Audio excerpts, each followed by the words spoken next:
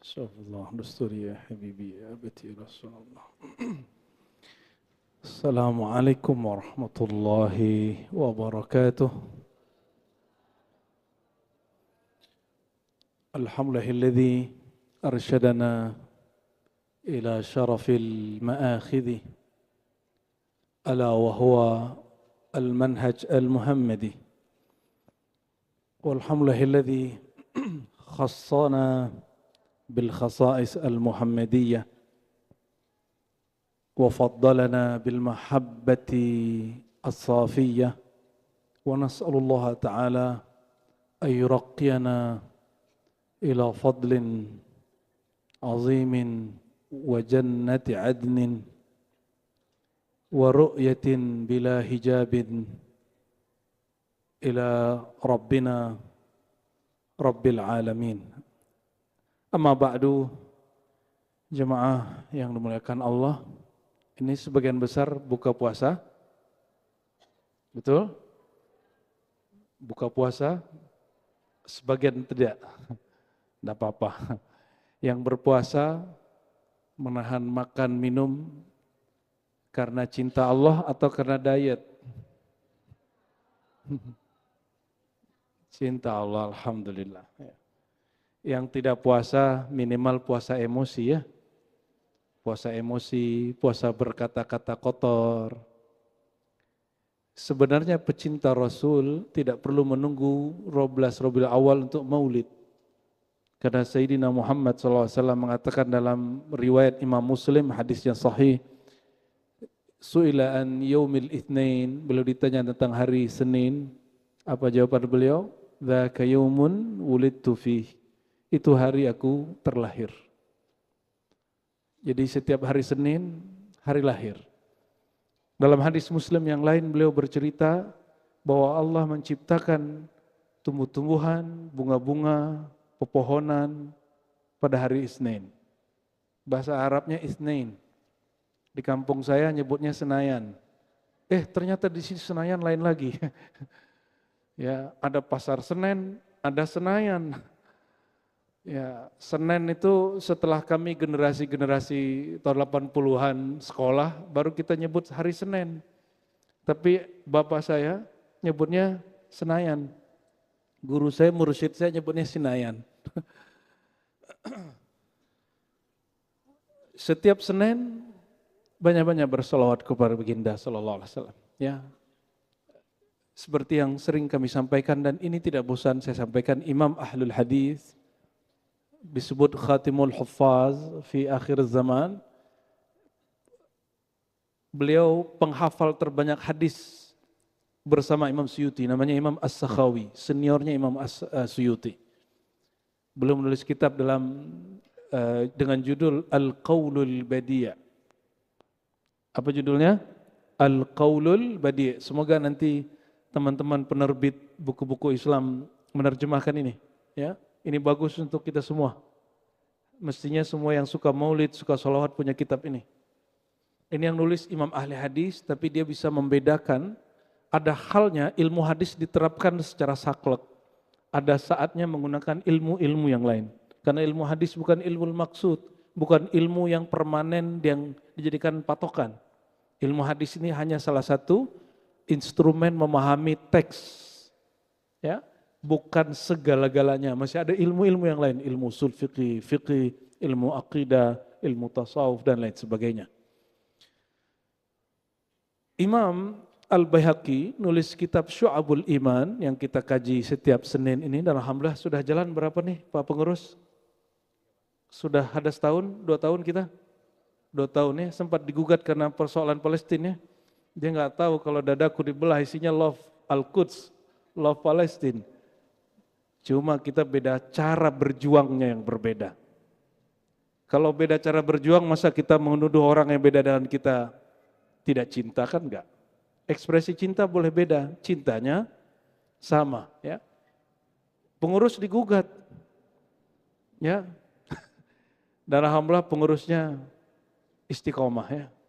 Tapi seandainya diancam pengurusnya dan pengurusnya takut, saya akan mundur juga.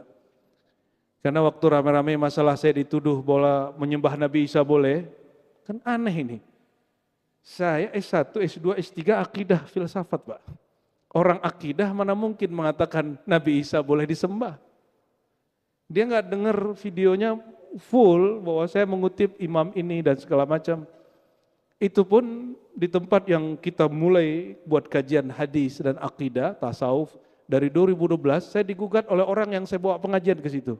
Jadi kita masukin nama-nama ustadznya dan kita rubah cara pengajiannya. Semua pengajiannya pakai kitab. Dan sekarang sudah jadi, alhamdulillah. Tapi niat saya salah dulu. Niat saya untuk mengeluarkan satu kelompok ekstrim dari masjid itu.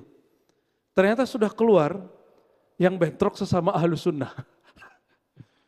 Ya, nggak heran. Dulu Abu Bakar juga ada selek dikit dengan Ali. Ya, Umar apalagi kenceng dengan Ali. Aisyah juga perang dengan Ali, itu biasa. Ya, jadi orang bertengkar, berselisih bukan berarti benar salah. Ahlul haq, ahlul batil. Ini hanya masalah ijtihad kecenderungan. Ya. Itu saya diancam Pak Pengurus. Ini saya kasih tahu aja Pak Pengurus mungkin akan diancam sampai nanti. Terserah kuat-kuatannya mana. Apa kata si Ustadz ini? Kawan saya.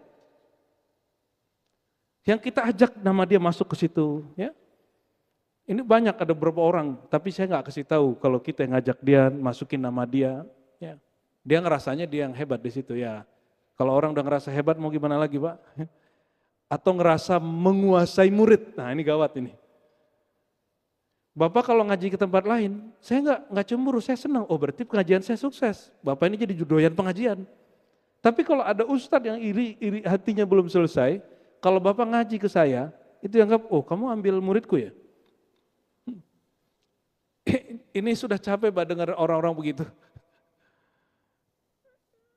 Wajar Imam Ghazali, orang yang datang setelah beliau beberapa tahun, mengatakan kitab Ihya ini ditujukan untuk ahli-ahli agama yang hatinya busuk.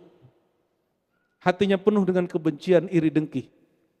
Jadi kepada para ustadz yang masih iri, ada orang viral iri, ada orang punya murid banyak iri, ada orang diundang ke tempat ini iri. Bacalah Ihya dengan benar, dan tujukan untuk diri sendiri, bukan untuk orang lain. Wah ini cocoknya untuk Ustadz Syahanu nih, bukan. Berkaca al-mu'min mir'atul li akhihi. Mukmin itu cerminan bagi saudaranya. Apa kata si Ustadz itu ke pengurus? Dan mereka sepakat, sekian masjid dikatain begitu. Untungnya basis pengajian saya bukan masjid. Basis pengajian saya surau. Apa beda masjid dan surau? Surau itu zawiyah, tempat mengajar ilmu zikir dan kitab. Basicnya talqin dan bai'at thariqah. Itu bedanya. Kalau masjid, siapapun boleh datang keluar, boleh datang keluar. Kalau surau, orang ngaji di situ emang sudah ditalqin. Talqin bukan untuk orang mati Bapak Ibu. Di bai'at zikrullah. Ya. Bahwa dia sumpah setia kepada Allah dan Rasulnya melalui jalan gurunya. Itu bedanya. Mau dihapus pengajian saya di masjid semua juga gak apa-apa. Apa kata mereka? Kalau Ar-Razi masih ngajar di masjid, ini saya nggak ngajar lagi. Dia jadi martir dia. Pengurusnya agak polos ya, ngomong begitu sama kita. Seharusnya dia nggak ngomong begitu sama saya. Seharusnya pengurusnya ngomong gini aja. Ustadz nih jadwal kita udah banyak, Ustadz kita kurangi dikit ya. Saya langsung paham Pak. Tapi kalau dia ngomong begitu kan kita sedih. Pengurus terancam. Akhirnya saya katakan rahmah saya dengan marah saya lebih banyak rahmah. Saya katakan Pak Pengurus kalau begitu biar dia saja yang ngajar. Biar saya mundur, majelis saya masih ada. Ya, kalau rezeki alhamdulillah saya dosen. Saya tidak bekerja mencari duit dari ceramah. Oh gitu ya, nggak tahu dia tersinggung atau enggak. Semoga dia tersinggung ya. Alhamdulillah Rabbil Alamin. Ya, ini kita berbicara tentang cinta. Berbicara tentang cinta. Bagi saya orang sudah mau ngaji, saya sudah sedang Bapak Ibu walaupun tidak lewat kami. Asbabnya kami boleh. Habis itu dia mau ngaji ke siapa, Alhamdulillah. Ya. Dan saya senang sekali kalau ada orang setiap hari dia punya jadwal mendengarkan pengajian siapa. Kita nggak cemburu di depan kita nih, dia dengar ceramah orang lain padahal dia murid kita. Gak ada masalah. Karena guru tidak menguasai murid. Yang menguasai seorang murid adalah Allah Subhanahu wa Ta'ala. Ya. Kita masih melanjutkan bab ke-10 tentang cabang iman yaitu al-mahabbah fillah. Cinta kepada Allah. Cinta kepada Allah. Cintanya makhluk dengan Khalik beda. Ini kesimpulan kajian yang lalu. Kalau Allah mencintai, itu limpahan kasih sayangnya. Kalau makhluk mencintai, karena dia kurang. Bapak Ibu ini, kenapa perlu pasangan, perlu anak, perlu kawan? Mencintai pasangan, mencintai sahabat, mencintai kerjaan. Karena kita memerlukan itu, betul nggak? Karena kita butuh, need, muhtaj, hajah. Itu sebabnya Imam Nawawi tidak sempat menikah. Karena dia sibuk mengajar, sibuk menulis, udah niat menikah tapi belum sempat menikah. Dia mengajar 12 ilmu setiap hari, menulis juga, tidurnya hampir-hampir tidak ada dia tidur, tapi dia udah bangun kira-kira jam 3 dia sudah bangun, dia tahajud, witir 11 rakaat, terakhir dia kemudian makan minum, udah dia ngajar, nulis, udah gak sempat. Umurnya tidak sampai 50, hanya 40 sekian. Allah wafatkan. Mungkin kalau kita sekarang nyebutnya gagal ginjal. Ya, kenapa? Biasanya kayak Nurholis Majid tahu, orang yang sangat kontroversial, tapi sekarang orang mulai menemukan kebenaran-kebenaran dia. Meskipun di satu sisi disebut pluralis atau liberalis, saya nggak ada urusan dengan itu, tapi filsafat dia, kebijaksanaan dia tentang nasionalisme dan keislaman itu luar biasa. Ini beliau juga kata murid terdekatnya, sering ngopi, lupa minum air putih, seperti teguran Pak Dokter saya. Ya, kurang minum, banyak ngomong. Kita kalau ngomong, itu cairan tubuh berkurang Bapak Ibu. Ya, jadi lihat aja kalau wajah saya agak sembab, berarti saya kebanyakan ngajar, lupa minum. Karena sudah meminum ma'rifatullah. Kata Rumi, orang kalau sudah minum air anugerah batin itu, dia kenyang. Dia lupa. Ya. Namun kita masih punya tubuh ini, Bapak Ibu ya. Apa makna mahabbah? Dia kemudian nukil gurunya namanya Al-Imam Al-Hulaimi. Al-Hulaimi punya kitab judulnya juga sama, Syu'abul Iman. Cabang-cabang iman, tapi kitabnya hanya segini. Ya, cetakan yang paling kecil. Lalu kitab ini menjadi 9 jilid. Ditulis oleh Imam Al-Baihaqi. Dia nukil lagi kalam gurunya, dia kembangkan lagi ilmunya. Apa kata beliau? Guruku Al-Hulaimi menjelaskan bahwa cinta kepada Allah ada berapa makna di sini? 10. Waduh banyak Pak. Ada indikator 10 cinta kepada Allah. Coba cek ya. Pertama,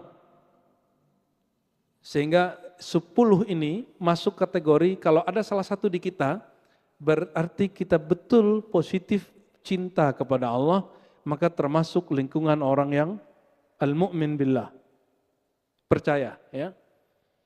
Yang pertama al-i'tiqad, percaya bahwa Allah Ta'ala mahmudun min kulli wajhin. Terpuji selalu maha baik dalam segala hal. La syai'a min sifatihi wa illa wa huwa madhu lahu. Semua nama dan sifatnya adalah pujiannya. Semua perbuatannya adalah sesuatu yang paling baik untuk kita. Sudah begitu belum punya keyakinan hidup? Tiada satu detik lewat di alam semesta, melainkan Allah menakdirkan sesuatu yang baik. Mungkin Bapak Ibu nanya, demo kemarin yang kemudian bentrok, ada segala macam, ini baik nggak? Nggak usah jawab itu. Nggak usah jawab itu. Saya punya sahabat, tempat usahanya terbakar. Tapi asbab itu, sekarang dia punya 7 toko. Gimana Pak? Bagus terbakar atau tidak? Kalau nggak kebakar-bakar, tokonya satu aja dan tradisional. Zahirnya buruk, tapi ternyata di sisi Allah Subhanahu wa taala baik. Kita punya sahabat, masih hidup, banyak ada berapa orang. Ketika dia sehat, dia lupa lalai kepada Allah. Kepada pasangannya juga nggak terlalu perhatian, kasar ya. Ketika dia kena sakit, ya, Apa yang terjadi? Dia tambah sayang sama pasangannya. Dia tambah perhatian sama pasangannya. Dan itu banyak, lebih dari 20 orang kita temui begitu. Itu urusan sakit aja.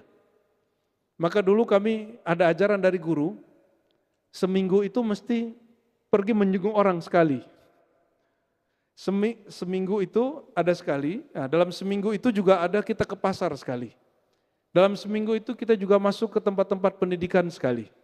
Dalam seminggu itu kita juga masuk ke tempat orang-orang bicara tentang dunia, mungkin bisnis apa sekali. Ngecek hati. Apakah ketika ke rumah sakit, hatinya ingat Allah, ke pasar masih ingat Allah enggak? Itu ada guru-guru kita yang uji begitu, ya. Namanya Thariqah Ruhiyah, Khadiriyah, mengetes ruh kita, manhaj Nabi Khidir. Diambil dari amalan Abu Yazid Al-Bustami. Abu Yazid Al-Bustami gitu amalannya, ya. Masuk pasar, hatinya lupakah kepada Allah? Ibu kalau masuk ke Tamrin City atau Tanah Abang gimana, Bu? Matanya langsung lebar ya, seperti ilustrasi AI, gitu ya. Bapak-bapak ini sama aja deh, dia paling kesel kalau belanja. Yang kedua, nah yang ini coba cek, sudahkah kita memahami bahwa semua yang Allah lakukan itu baik? Sudah belum? Hari ini semuanya baikkah? Ya. Ingin bahagia? Ingin bahagia? Husnuzan billah, berbaik sangka kepada Allah. Kalau sudah baik sangka kepada Allah, kita akan baik sangka semua makhluk, apalagi kepada orang tua, pasangan, anak, kawan. Baik sangka, insya Allah hatinya senang. Mau mulai sengsara? Mulailah buruk sangka kepada Allah SWT. Lalu pertanyakan, ya Allah kenapa engkau masih takdirkan aku begini? Padahal aku sudah sholat 5 waktu, padahal aku sudah demo, aku sudah aktif urusan Palestina, aku sudah ikut pengajian fulan, kok hidupku masih begini-gini? Orang yang suka bertanya begitu, hidupnya langsung gak enak. Jangankan itu. Kalau di dunia pendidikan Islam, kalau ada murid bertanya, kok guru begitu sih? La yufliha abadan. Dia tidak akan bisa belajar dengan gurunya. Ternyata saya cek itu kalam di dunia pendidikan diambil dari kitab Imam Suhrawardi, kitab Awariful Ma'arif, kitab ulama Ahlus Sunnah. Dia punya lembaga pendidikan dulu, tapi dia seorang sufi. Ahli hadis sufi mengajar kitab dan dia jadikan itu sebagai adab seorang murid yang ingin menjadi wali Allah, yang ingin menjadi alim billah, yang mengenal Allah Subhanahu wa ta'ala. Jadi kalau ingin ilmunya ketransfer semua, ngikut guru, belajar husnuzan kepada Allah itu, kepada Rasulullah, berhusnuzan dulu kepada guru. Menerima uzur seorang guru. Oh mungkin dia lagi begini gitu. Kok guru gitu ya? Nah itu kan ada teman nanya ini, kok Ustadz Syahnu begitu ya? Kita ngomong apa? Oh mungkin dia lagi keselak, mungkin dia lagi emosi, mungkin dia lagi ada masalah di rumahnya. Bisa begitu nggak sama Ustadz? Ya, antum tidak akan jadi juri lagi. Kapan ilmu itu sulit masuk ke dalam diri seseorang? Ketika dia terlalu bersyarat ketika berguru. Ya, kita melarang fanatisme, tapi kita menyuruh seorang murid agar mencintai gurunya. Jadi saya ditanya dulu, di saat semua kawan-kawan kita belajar bahasa Arab nggak bisa, jadi sekelas tuh nggak bisa ngomong bahasa Arab dulu. Alhamdulillah pada hari itu saya bisa bahasa Arab. Teman-teman nanya, apa rahasia kamu bisa bahasa Arab? Saya nggak pakai teori. Jawabannya cuma satu, al-hubbu fi syekh. Mencintai guru. Ini bukan cinta seksual. Ini cinta rohani. Bahwa guruku adalah pewaris Rasulullah, aku mencintai dia supaya sampai kepada cinta Rasulullah. Dan Rasulullah mengatakan, innama bu'ithu mu'allima. Aku diutus sebagai guru. Ini hari gurunya udah dekat belum? Udah lewat. Bagi saya kullu yaumul muallim. Setiap hari guru.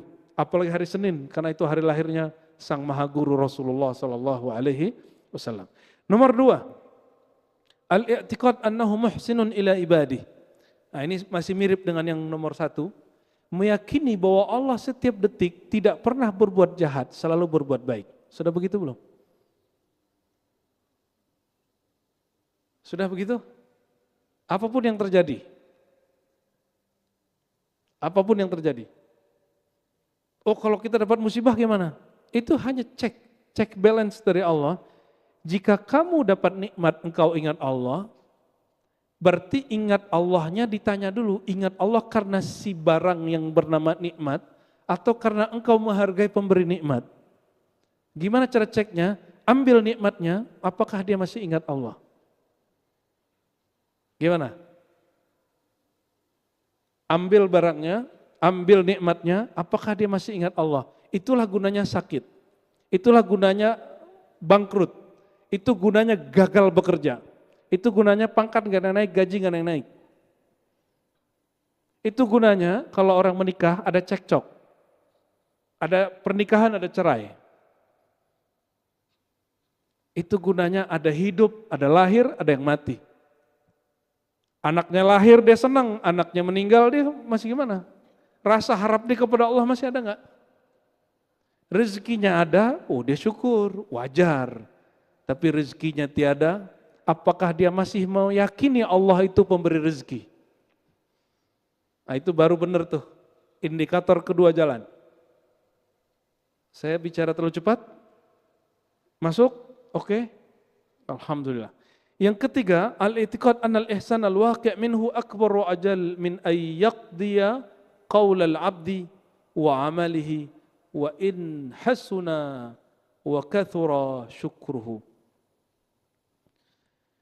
Pemberian Allah lebih besar. Nah, ini mesti meyakini apa yang ketiga? Meyakini bahwa kebaikan Allah lebih besar daripada amal, ibadah, dan syukur kita. Jangan ngomong gini, karena ini doktrin yang tidak pas muncul di khutbah-khutbah. Kalau kamu mau tambah nikmatmu, bersyukur. Masih ingat? La in syakartum. Ini ayat gak begitu cara memahaminya. Itu pemahaman yang terhijab oleh nikmat. Jadi kalau gak mau nambah nikmat, gak usah bersyukur, gitu ya. La in syakartum, jika kamu bersyukur, aku tambah. La in syakartum, kalimatnya gak begini. La azidannakum, aku akan tambah kepada kamu, fashkuru, maka syukurlah. Gak begitu Allah ngomongnya. Allah menambahnya apa? Menyebutkan di depannya, la in syakartum. Kalau kamu sampai kepada tujuan kehambaan, salah satu perangkat kehambaan adalah asyukru. Jadi hamba itu punya dua sayap. Sayap rohani ini Pak, ini serius. Imam Al-Ghazali menyebut sayapnya seorang mukmin, kanannya adalah khauf, kirinya roja.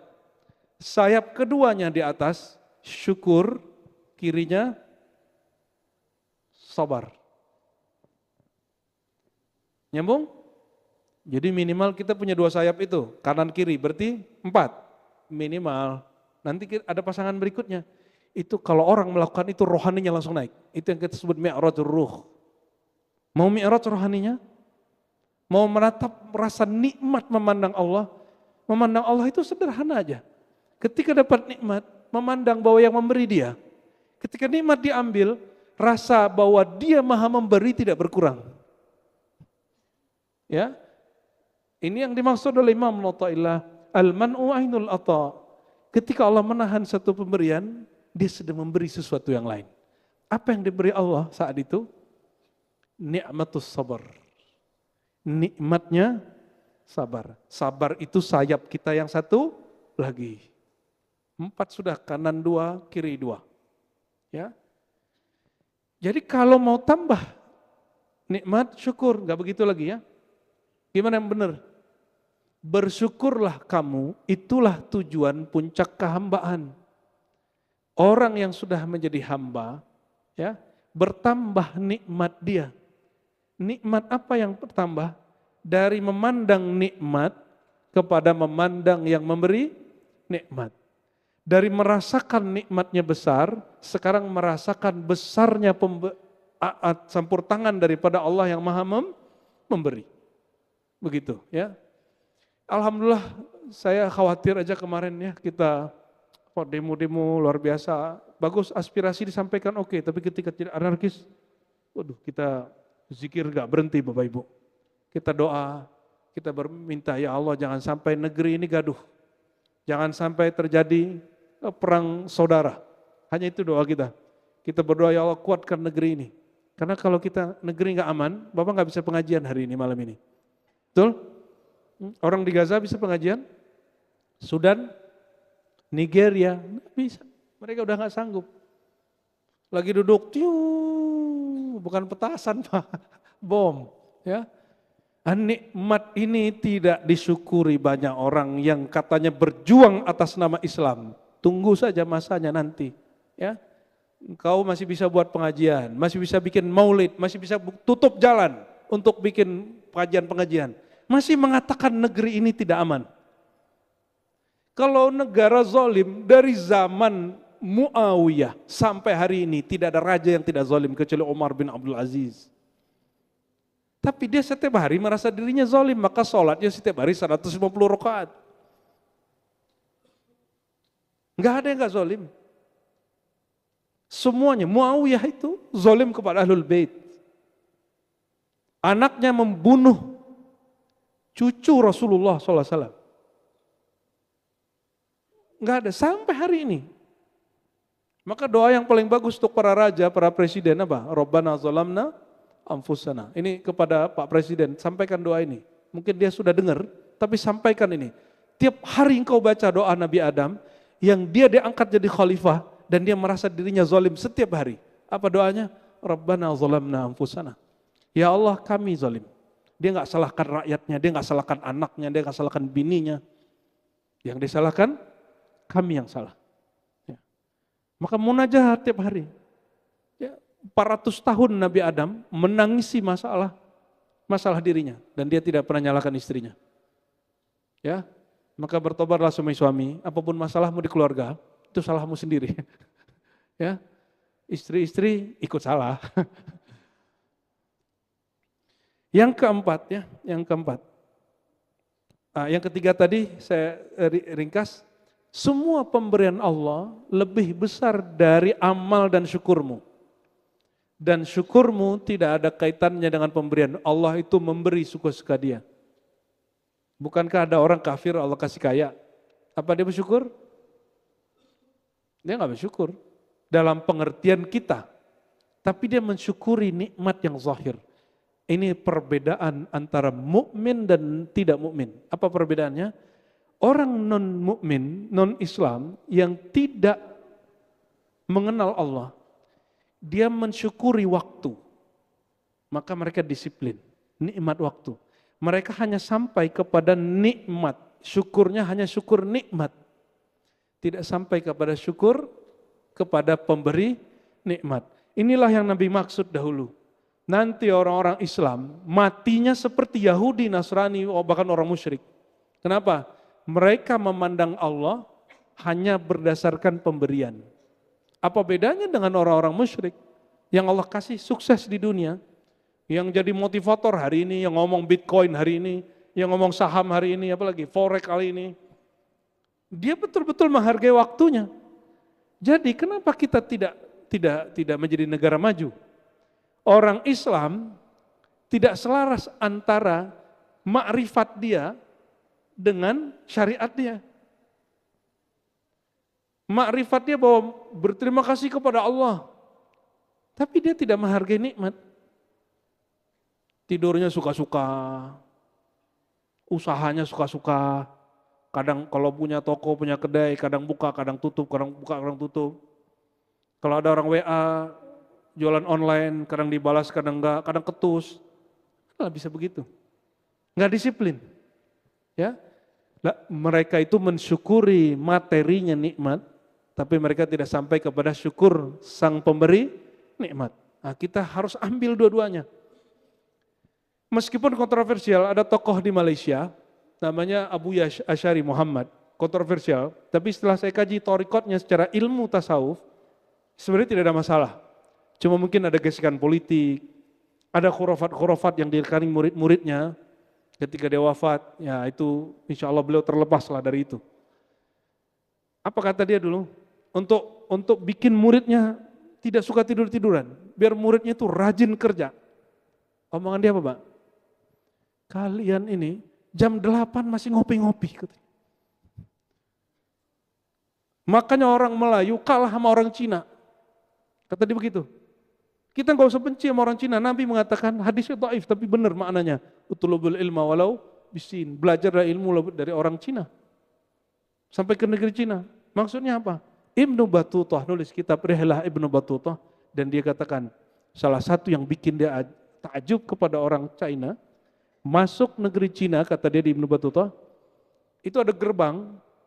Setiap yang masuk wajahnya di-input secara manual. Jadi ada tim pelukis. Orang ini kemudian ditanya namanya siapa segala macam, udah masuk. Masuk, nanti kalau kenapa, nanti ada yang selalu mengamati mereka. Kenapa ini orang? Tangkap. Ya, kalau dia berbuat bagus, dia jualan barang bagus, malah disupport, malah diundang ke istana. Itu cerita Ibnu Battutah, Marco Polo Indonesia. Bukan. Marco Polo siapa? Muslim. Dari Maroko. Bayangkan dari Maroko, Pak, itu belum ada terusan Panama, Suez, belum ada. Dia menginput dari Maroko sampai ke Cina. Dia balik lagi. Sumatera diceritakan berkali-kali. Semenanjung Malaysia, Jawa, Sulawesi diceritakan semua. Saya baca kitab itu, Bapak mungkin nggak percaya, ini setebal ini, tapi bacanya dari pagi sampai sore selesai khatam. Nggak tahu cara bacanya gimana juga. Ya, terus selesai. Ya, kopinya baru habis 2 gelas, nasinya belum sempat dimakan. Nah, begitu asiknya baca, menghargai waktu. Nah, apa kata beliau ini, Syekh Asy'ari Muhammad? Kamu ini pagi-pagi, udah jam 8, orang udah buka toko, orang udah menjajakan barangnya. Dulu kan belum ada marketplace. Sekarang itu imam yang kalian tunggu itu sudah Allah lahirkan. Kalian masih berpangku tangan. Pantaskan dirimu menjadi tentara-tentaranya. Jadi kalau dia sudah muncul, kalian tinggal gabung dengan mereka. Gimana caranya? Jangan tunggu apa yang Islam buat untukmu. Lakukanlah apa yang kamu sudah buat untuk Islam. Jangan nunggu guru kita udah ngasih apa. Lakukan apa yang sudah kita buat untuk pergerakan guru kita. Tentunya guru-guru yang jalannya fi sabilillah, yang bukan kemudian menggerakkan orang untuk dirinya, bukan, tapi untuk Allah Subhanahu wa taala. Yang keempat, ini baru yang keempat, sudah jam 7 ya. Yang keempatnya ketinggalan tadi. Ya. Allah yastaqillal abdu qadaya wa yastaqsir takalifuh. Tidak meremehkan ketetapan Allah, hukum-hukum Allah, dan tidak merasa hukumnya menjadi beban. Nah, ini yang sering saya tanya ke ibu-ibu. Ibu-ibu ini nyuciin baju anaknya seneng nggak? Seneng. Nyuciin baju suami? Buatin kopi suami? Kalau buatin kopi suami orang? Kenapa? Karena tidak cinta. Enggak cinta. Kenapa keberatan ke suami orang? Karena enggak cinta. Maka indikator orang cinta, dia berbuat untuk yang dicintainya dan dia tidak keberatan. Ya, sudah begitu belum? Sudah. Suami-suami, halo. Berangkat pagi, pulang sore, bahkan pulang pagi, pulangnya seminggu lagi, ada yang begitu kan? Ada yang begitu. Antum keberatan enggak? Untuk siapa itu? Untuk anak, betul enggak? Ya. Bapak yang Blue Beat. Bapak ngeluh enggak kalau ada macet? Ngeluh. Tapi Bapak tahan kenapa? Cinta kepada anak. Itu yang disebut al-jihad fisabilillah itu. Jihad fisabilillah itu dia tahan dengan semua kesusahan di jalan Allah. Kita ini baru jihad untuk cinta kita kepada makhluk, kita belum betul-betul jihad untuk cinta kita kepada Allah. Ini contoh nih, pengen ngaji sama Buya, gaya bener ente ya. Tapi maaf, saya tinggalnya di Ciputat. Orang ke Sunda Kelapa cuma Ciputat doang, ngeluhnya nggak tanggung-tanggung. Ada yang begitu? Iya, orang dari Bandung aja datang ke sini kok. Katanya cinta. Katanya cinta. Cinta apaan itu? Itu nggak cinta. Kita ingin cinta, tapi baru di lisan. Tapi lumayan status. Ya. Lumayan lah itu. Semoga itu awal yang baik.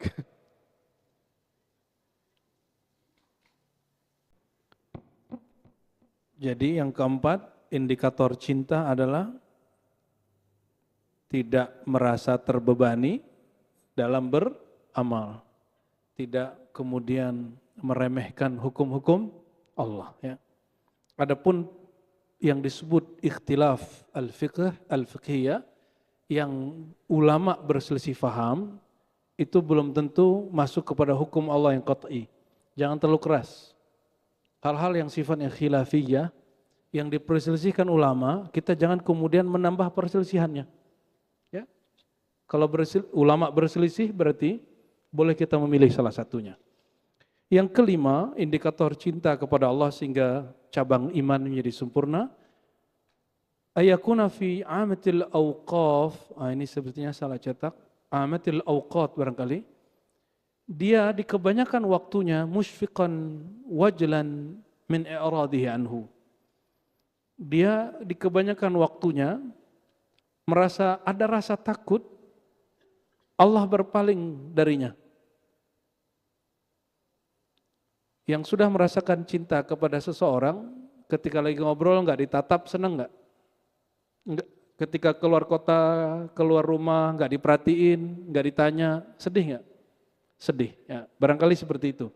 Rasa khawatir kurangnya perhatian Allah kepada kita, itu kemudian dimazharkan, diberikan manifestnya, contoh kecilnya adalah kita ini takut kalau pasangan kita tidak kasih perhatian sama kita.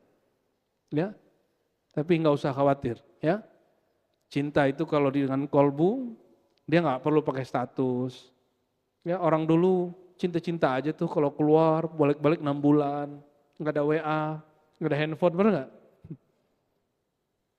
Wasal bihi ma'rifatahu allati akramahu biha wa tauhidahu alladhi khallahu wa zayyanahu, ya. Khawatir Allah menghapus, mencabut ilmunya dari dirinya, mencabut tauhid dari kolbunya. Ada nggak kekhawatiran setiap hari? Itu asbabnya kenapa kita berdoa. Ya.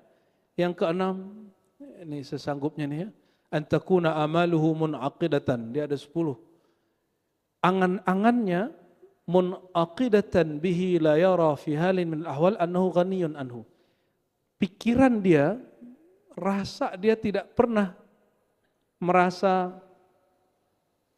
cukup kecuali bersama Allah. Maksudnya apa? Dia selalu bergantung kepada Allah. Jadi jangan hadapi masalah sendiri. Gak kuat kita. La haula wa la quwata illa billah. Oleh karenanya Nabi SAW mengatakan, investasi surga itu investasi cinta. Maka bacaannya adalah la haula wa la quwata illa billah.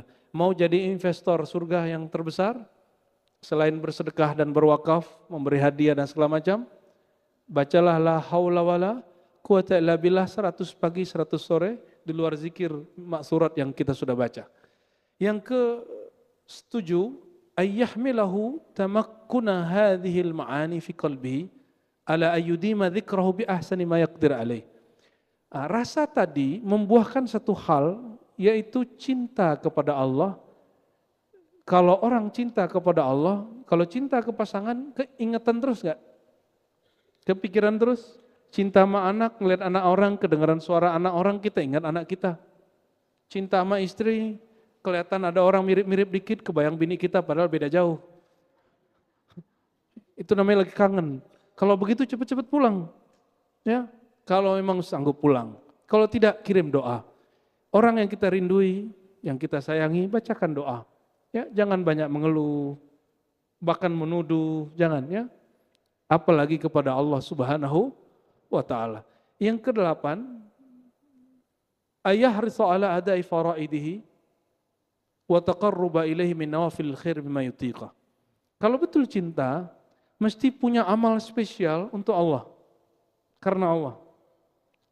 Sebagaimana kita kalau senang seseorang, kita punya hadiah spesial untuk dia. Kita punya rasa yang kita rahasiakan untuk dia.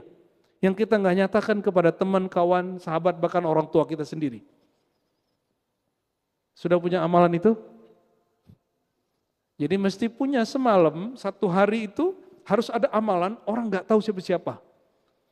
Orang nggak tahu kita sedang beramal itu. Bahkan istri kita lagi tidur. Istri kita lagi tidur, teman kita udah pulang, ya. Kita ngapain? Duduk sebentar saja, 15 menit, setengah jam, bacalah zikir itu. Ya, nggak pula buka status lah, ya. Jam 3, ini kan mohon maaf, ini ada grup-grup ya, grup tahajud. Bagus sih ininya. Ayo bangun, tapi terbersit di hati, aku loh duluan bangun. Ingin kasih tahu ke teman. Jadi dia ingin mempersaksikan bukan kepada Allah, tapi kepada temannya, aku loh orang tahajud. Ini hati-hati, banyak grup-grup begini, nikmat tahajudnya Allah nggak kasih. Kenapa? Allah mengatakan tuh temanmu sudah tahu, cukup toh. Coba di-upgrade.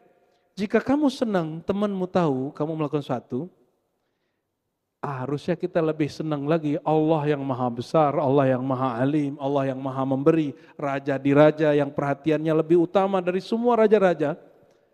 Dia tahu bahwa kita melakukan sesuatu yang tiada makhluk satupun yang tahu. Bahkan guru-guru saya mengatakan nggak cukup Ar-Razi, kamu beramal sendiri di rumah, baca zikir, baca Quran nggak cukup. Ada amalan yang kamu simpan di kolbumu, malaikat penjaga, malaikat hafazah, malaikat penulis pun tidak dengar. Ya, dan itu ada dua. Sama tazakkur, yang kedua tafakkur. Tadabbur, tafakkur. Itu amalannya. Itu amalan bukan pakai status, dia hanya di dalam diri. Inilah yang membedakan antara Imam Syafi'i dengan Pak Syafi'i di Indonesia. Imam Syafi'i umurnya tidak panjang, hanya 54 tahun. Pak Syafi'i di Indonesia mungkin umurnya sudah 60, 70. Tapi Imam Syafi'i mungkin dia sholat semalam itu hanya 3 rakaat tahajudnya. Tapi dia dari Ba'da Isya sampai dia selesai witir, satu ayat dia ulang, muncul satu makna. Satu ayat dia ulang, 70 dia ulang, maknanya bertambah. Dan dia menghasilkan 40 hukum, 70 hukum semalam. Perbedaannya. Kalau kita gimana? Baca ayat dari dulu maknanya Bismillahirrahmanirrahim dengan menyebut nama Allah, dengan menyebut nama Allah. Gak bertambah-tambah. Itulah beda Pak Syafi'i dengan Imam Syafi'i. Dua lagi ya. Ayyasma' min ghairihi sana'an. Ayyusmi'a min ghairihi man ghairahu sana'an alaih. Ya. Memperdengarkan. Nah, yang tadi merahasiakan. Kalau sekarang ini bisa yasma' mendengar dari orang. Bisa biar yusmi'ah, memperdengarkan kepada orang pujian-pujian kepada Allah.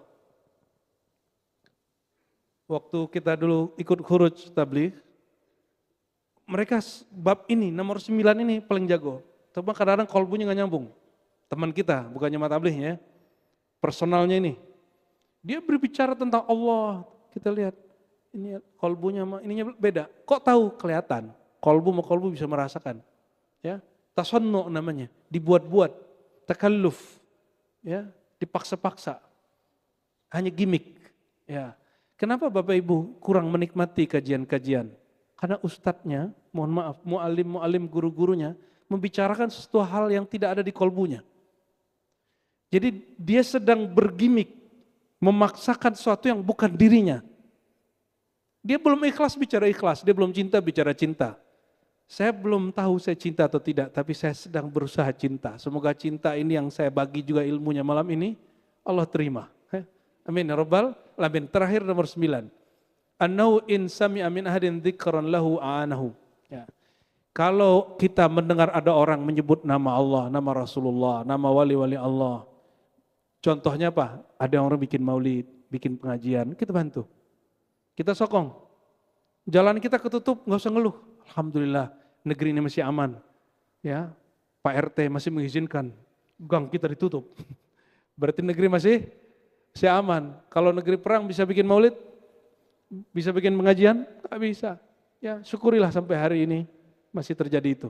Oh, saya nggak suka maulid, saya tiap hari maulid. Ya udah, ente nggak usah ikut maulid yang begitu-gitu. Ente orang khawas, orang khusus spesial. Gak apa-apa. Tapi jangan larang orang yang bermaulidnya berjamaah. Mungkin beda ekspresi dalam maulid. Saya juga katakan, saya tiap hari bermaulid dengan cara saya sendiri. Dengan cara apa? Mengenang Nabi. Mengenang Nabi itu ada 7 ilmunya. Jadi setiap hari itu pasti ada ilmu, salah satu dari ilmu itu yang kemudian kita resapi. Itu cara saya bermaulid kulla yaum. Kenapa? Allah tidak ciptakan alam kecuali sedang mengekspresikan cintanya kepada kita. Ya, Wa khalaqtul jinna wal insa illa liya'budun. Aku tidak ciptakan jin dan manusia kecuali untuk mereka menyembahku, mencintaiku, mengenalku. Semoga kajian malam ini menumbuhkan cabang iman yang ke-10, yaitu rasa cinta kepada Allah Subhanahu wa taala. Amin ya rabbal alamin. Allahumma arzuqna hubbak wa hubba man yuhibbuk wa ja'al lana al-'amal alladhi yuballighuna ila hubbik. Ya Allah, antarkan kami kepada cinta kepadamu, cinta kepada kekasihmu, dan berikan kami keistiqomahan beramal untuk sampai kepada cintamu. Amin ya rabbal alamin. Wassallallahu ala sayyidina Muhammad. Assalamualaikum warahmatullahi wabarakatuh.